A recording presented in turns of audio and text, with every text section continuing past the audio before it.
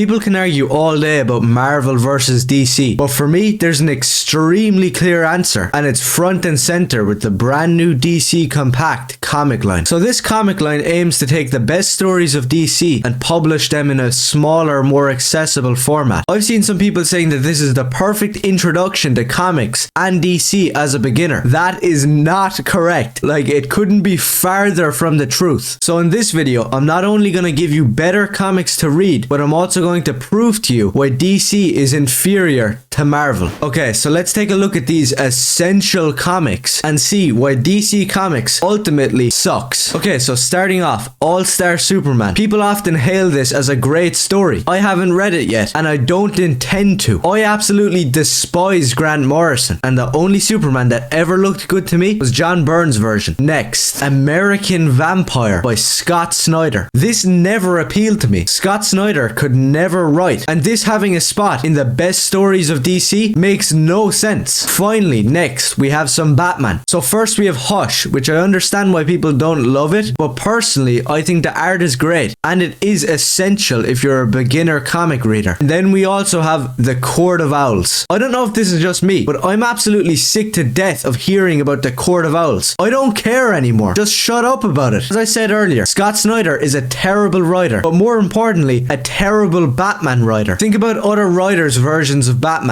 Jeff Loeb made Batman a noir detective in the masterclass that is The Long Halloween, which everybody should read, by the way. Frank Miller had a much more gritty, realistic version in Batman Year One, and a Judge Dredd-like, over-the-top enforcer in The Dark Knight Returns, both of which undeniably kick ass. Scott Snyder never did any of that. He has no sense of noir, mystery, or the tragedy of Batman as a character. Next up, we have some Catwoman comic by Ed Brubaker and Darwin Cook. I haven't read this one, but it doesn't look offensive or anything. Just looks like a normal story, but I don't think it should be in the list of DC's best stories. And now we're getting to some of the really bad entries on this list. DC Compact. You're thinking an essential storyline, maybe an origin story or a defining arc for a character. Instead, we get this. Green Lantern, Far Sector. Now, I'm not an expert or a massive fan of Green Lantern, but personally, I think that Hal Jordan is the best Green Lantern and should be the main character. But that is not the case with this abomination of a story. Far Sector is a murder mystery. I know what you're thinking.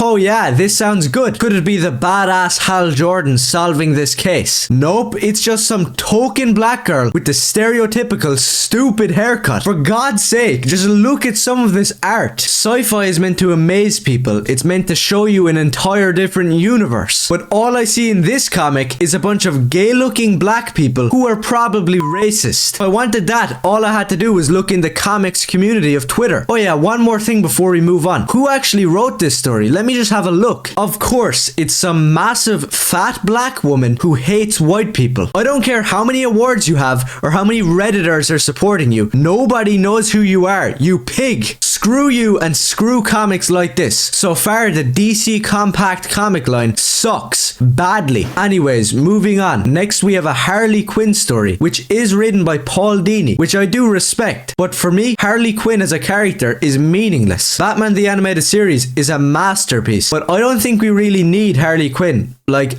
at all. So another entry on this list of DC's quintessential storylines, and it's some random Harley Quinn comic. DC, for the love of God, please put together an omnibus or something of Denny O'Neil's Batman before you have people reading Harley Quinn and Catwoman and Joker. Where the hell is Green Arrow, the Longbow Hunters? Where the hell is Flash, Born to Run? Where's Green Lantern, Emerald Dawn? And oh God, here we go. Here comes the big one. Watchmen. I already made a video on this, so if you want my full opinion, go check that out. Watchmen is an overrated, failed attempt at a story. It wasn't needed, it permanently damaged comic books, and Alan Moore is an idiot. End of story. So yeah, just another entry on this list that is absolute garbage. Okay, next we have Wonder Woman, Earth 1. I haven't actually read this, but would you look at that? Grant Morrison writing it. Now I'm definitely not gonna read it. I will never forgive Grant Morrison for Animal Man. He's a hack. The only good Wonder Woman comic I've ever seen is the one with Brian Boland's excellent art. Wonder Woman Woman is definitely not a bad character, but as we speak, I just looked up this Wonder Woman Earth 1 comic. It's actually from 2016, and one of the pages I just saw, I don't know what's going on, but I won't be reading Wonder Woman Earth 1. Take a hike. How about this, DC? Give us some Flash comics, Green Lantern comics, Wonder Woman comics from the 80s or 90s, and stop feeding us this post-2016 Marxist horse crap. Where the hell is Marv Wolfman and George Perez Teen Titans? If I'm remembering correctly, that is one of the essential comics at DC. It's literally DC's equivalent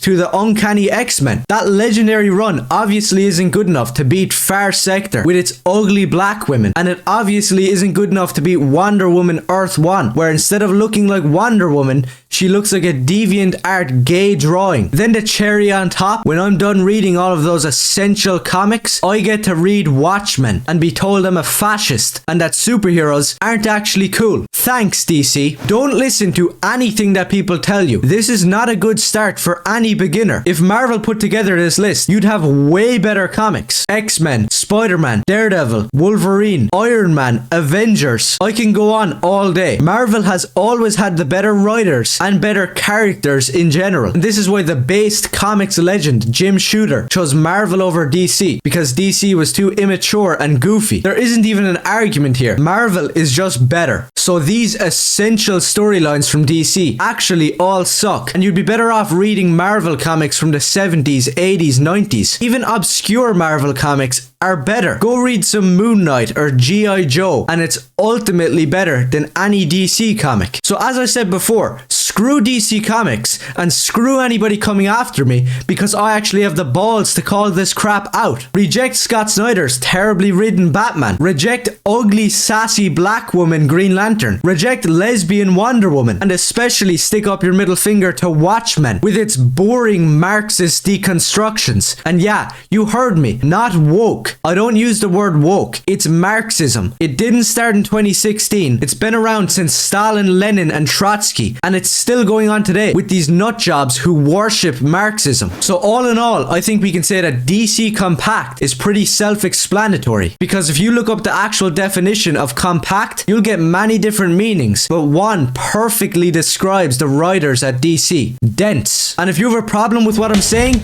go complain to your boyfriend.